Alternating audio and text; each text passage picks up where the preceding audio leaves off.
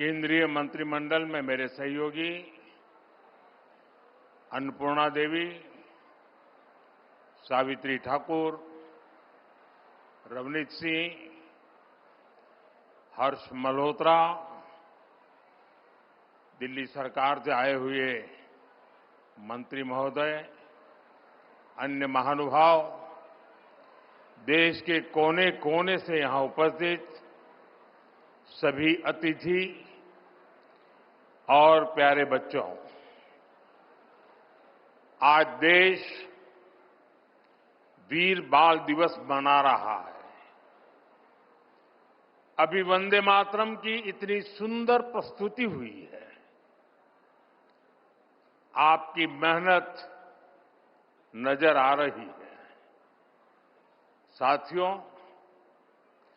आज हम उन वीर साहिबजादों को याद कर रहे हैं जो हमारे भारत का गौरव है, जो भारत के अदम्य साहस, शौर्य,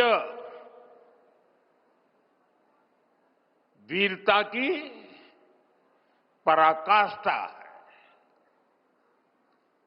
वो वीर साहिबजादे जिन्होंने उम्र और अवस्था की सीमाओं को तोड़ दिया,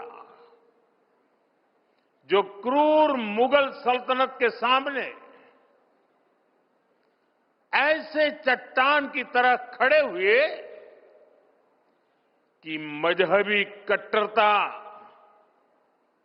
और आतंक का वजूद ही हिला गया। जिस राष्ट्र के पास ऐसा गौरवशाली अतीत हो, जिसकी युवा पीढ़ी को ऐसी प्रेरणाएं विरासत में मिली हो, वो राष्ट्र क्या कुछ नहीं कर सकता। साथियों, जब भी 26 दिसंबर का ये दिन आता है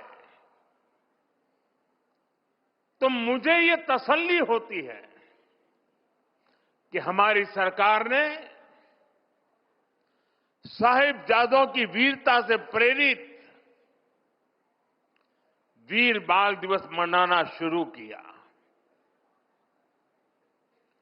बीते 4 वर्षों में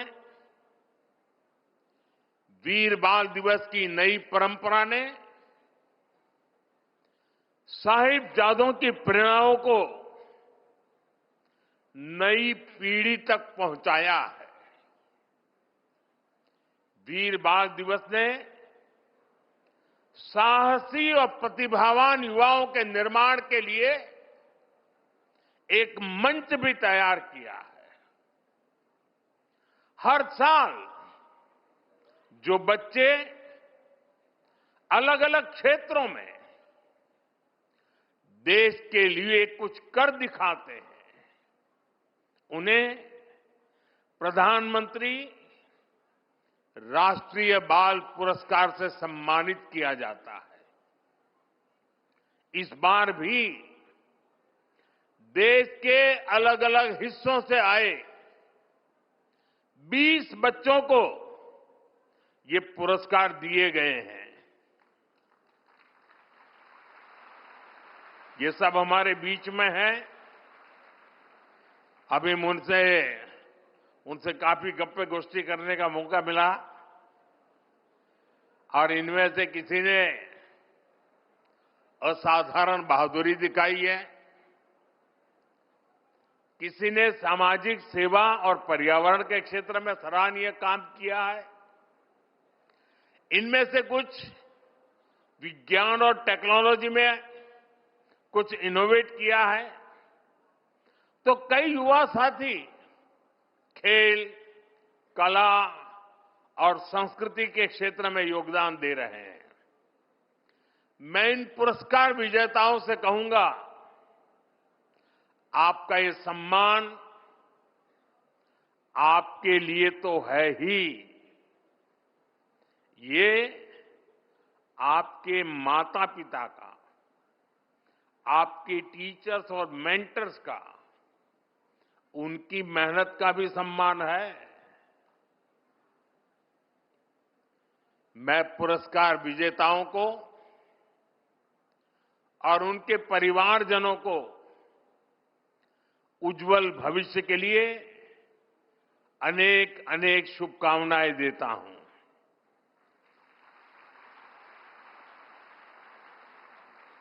साथियों, वीर बाल दिवस का ये दिन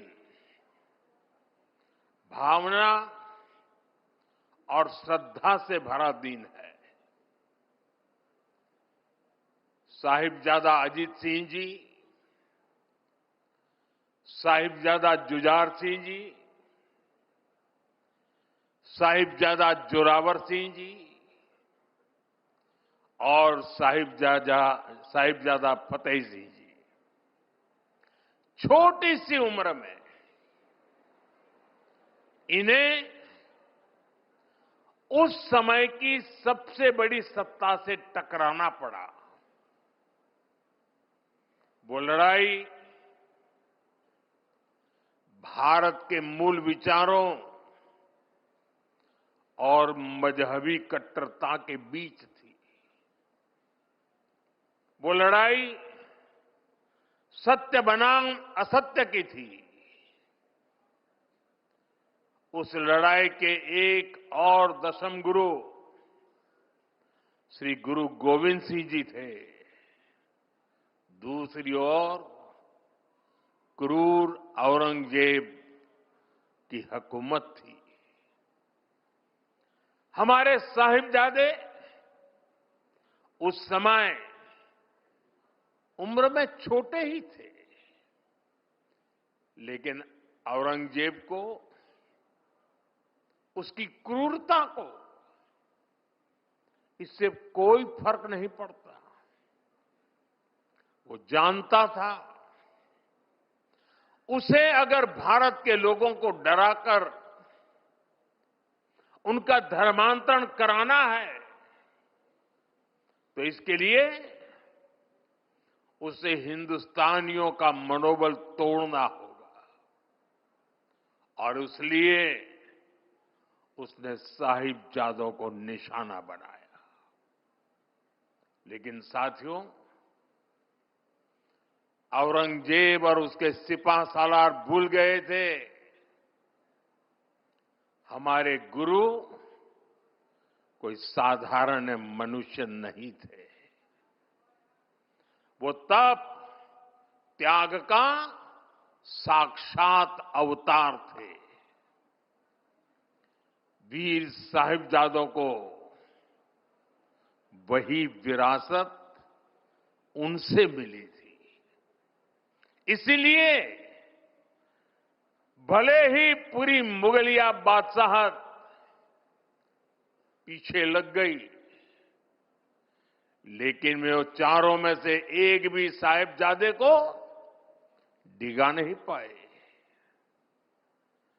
साहिबजादा अजीत सिंह जी के शब्द आज भी उनके हौसले की कहानी कहते हैं। नाम का अजीत हूं, नाम का अजीत हूं, जीता ना जाऊंगा, जीता भी गया तो जीता ना आऊंगा।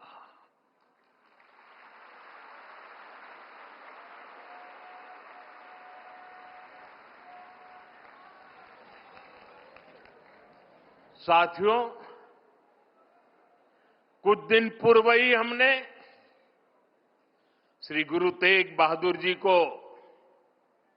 उनके 350वें बलिदान दिवस पर याद किया।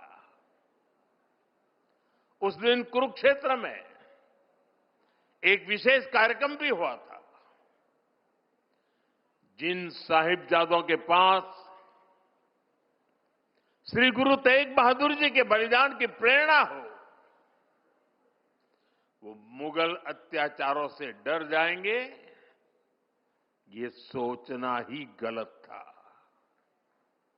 साथियों, माता गुजरी, श्री गुरु गोविंद सिंह जी और चारों साहिबजादों की वीरता और आदर्श आज भी हर भारतीय को ताकत देते हैं, हमारे लिए प्रेरणा है।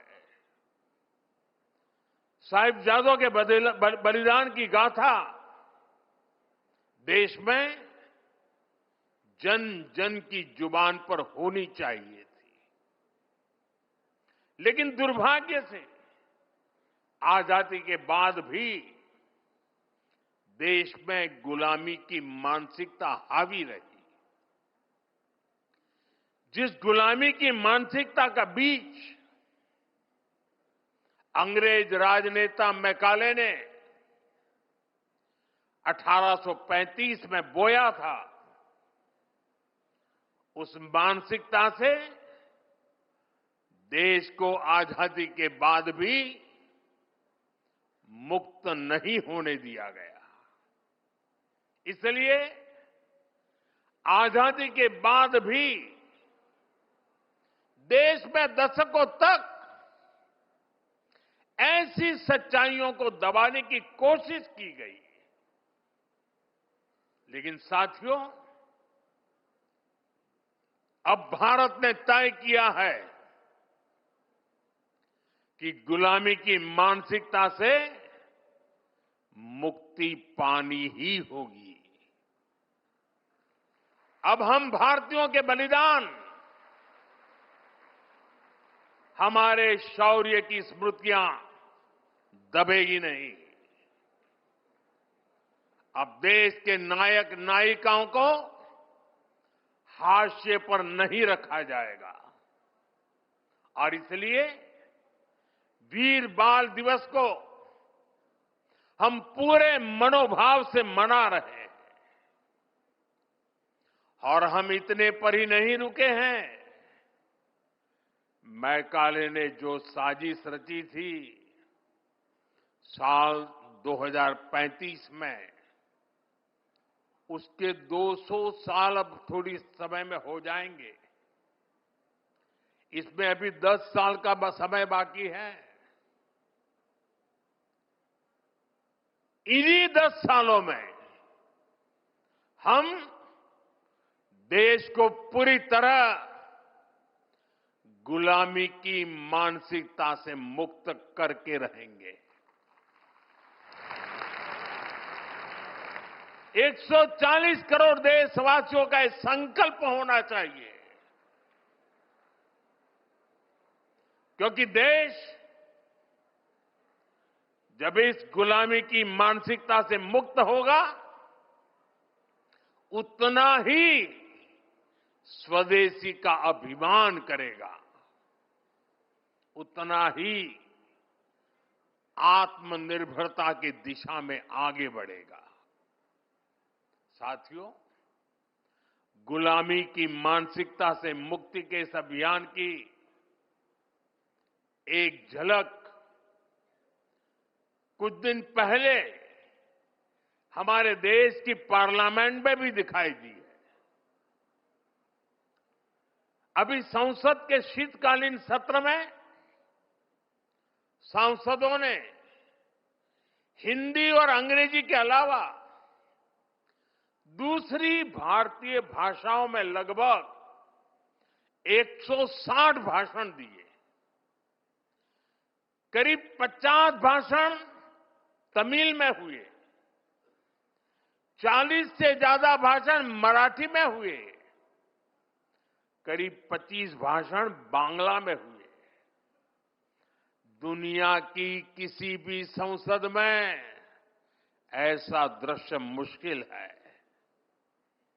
ये हम सब के लिए गौरव की बात है। भारत की इस लैंग्वेज डायवर्सिटी को भी मैकाले ने कुचलने का प्रयास किया था। अब गुलामी की मानसिकता से मुक्त होते हमारे देश में भाषाई विविधता हमारी ताकत बन रही है। साथियों, यहां मेरा युवा भारत संगठन से जुड़े इतने सारे युवा यहां उपस्थित हैं। एक तरह से आप सभी जैन जी हैं।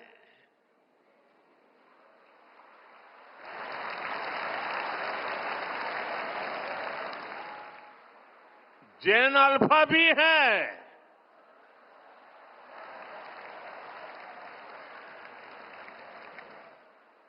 आपकी जनरेशन ही भारत को विकसित भारत के लक्ष्य तक ले जाएगी।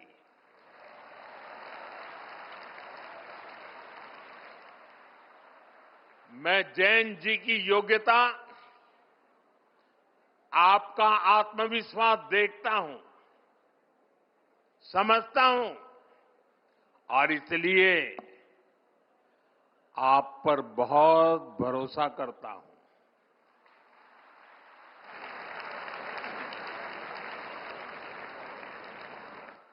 हमारे यहां कहा गया है, बालादपि ग्रहीतव्यम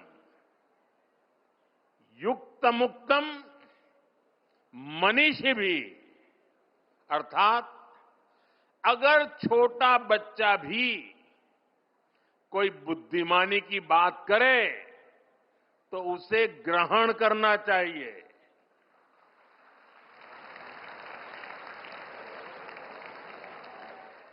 यानी उम्र से कोई छोटा नहीं होता और कोई बड़ा भी नहीं होता। आप बड़े बनते हैं अपने कामों और उपलब्धियों से।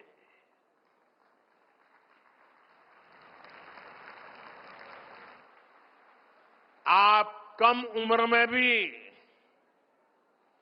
ऐसे काम कर सकते हैं कि बाकी लोग आपसे प्रेरणा लें।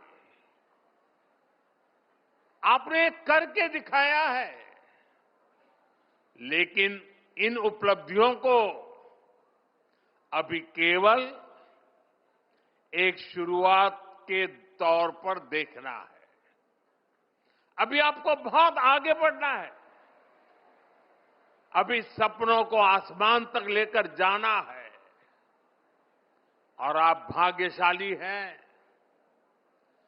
आप जिस पीढ़ी में जन्मे हैं, आपकी प्रतिभा के साथ देश मजबूती से खड़ा है।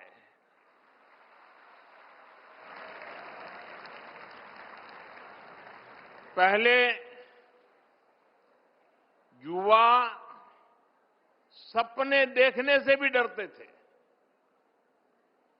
क्योंकि पुरानी व्यवस्थाओं में ये माहौल बन गया था कि कुछ अच्छा हो ही नहीं सकता।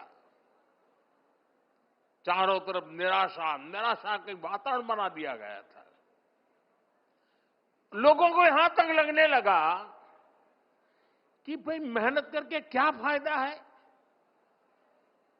लेकिन आज देश टैलेंट को, प्रतिभा को खोजता है, उन्हें मंच देता है। उनके सपनों के साथ 140 करोड़ देशवासियों की ताकत लग जाती है। डिजिटल इंडिया की सफलता के कारण आपके पास इंटरनेट की ताकत है, आपके पास सीखने के संसाधन हैं। जो साइंस, टेक और स्टार्टअप वर्ल्ड में जाना चाहते हैं, उनके लिए स्टार्टअप इंडिया जैसे मिशन है। जो स्पोर्ट्स में आगे बढ़ रहे हैं, उनके लिए खेलो इंडिया मिशन है। अभी 2 ही दिन पहले मैंने सांसद खेल महोत्सव में भी हिस्सा लिया। ऐसे तमाम मंच आपको आगे बढ़ाने के लिए हैं। आपको बस फोकस रहना है और इसके लिए जरूरी है कि आप शॉर्ट टर्म पॉपुलैरिटी की चमक दमक में न फंसें। ये तब होगा जब आपकी सोच स्पष्ट होगी, जब आपके सिद्धांत स्पष्ट होंगे। और इसलिए आपको अपने आदर्शों से सीखना है, देश की महान विभूतियों से सीखना है। आपको अपनी सफलता को केवल अपने तक सीमित नहीं मानना है। आपका लक्ष्य होना चाहिए, आपकी सफलता देश की सफलता बननी चाहिए। साथियों, आज युवाओं के सशक्तिकरण को ध्यान में रखकर नई पॉलिसी बनाई जा रही है। युवाओं को राष्ट्र निर्माण के केंद्र में रखा गया है। मेरा युवा भारत ऐसे प्लेटफॉर्म के माध्यम से युवाओं को जोड़ने, उन्हें अवसर देने और उनमें लीडरशिप स्किल विकसित कराने का प्रयास किया जा रहा है। स्पेस इकोनॉमी को आगे बढ़ाना, खेलों को प्रोत्साहित करना, फिनटेक और मैन्युफैक्चरिंग सेक्टर को विस्तार देना, स्किल डेवलपमेंट और इंटर्नशिप के अवसर तैयार करना, इस तरह के हर प्रयास के केंद्र में मेरे युवा साथी ही है। हर सेक्टर में युवाओं के लिए नए अवसर खुल रहे हैं। साथियों, आज भारत के सामने परिस्थितियां अभूतपूर्व है। आज भारत दुनिया के सबसे युवा देशों में से एक है। आने वाले 25 वर्ष भारत की दिशा तय करने वाले हैं। आजादी के बाद शायद पहली बार ऐसा हुआ है कि भारत की क्षमताएं,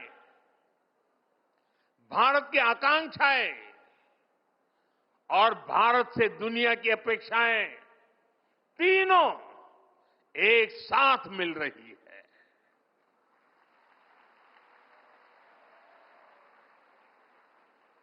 आज का युवा ऐसे समय में बड़ा हो रहा है जब अवसर पहले से कहीं ज्यादा है। हम भारत के युवाओं की प्रतिभा, आत्मविश्वास और नेतृत्व क्षमता को बेहतर मौके देने के लिए प्रतिबद्ध है।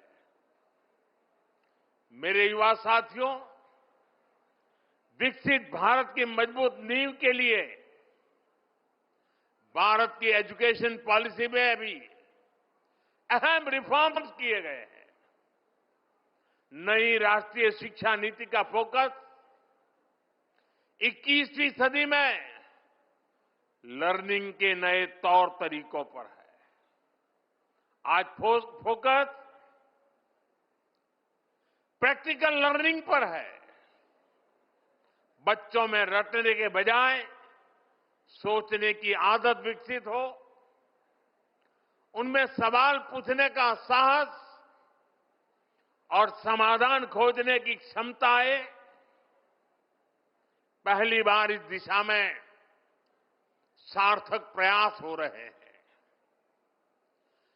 Multi disciplinary studies, skill based learning, sports को बढ़ावा और टेक्नोलॉजी का उपयोग, इनसे स्टूडेंट्स को बहुत मदद मिल रही है।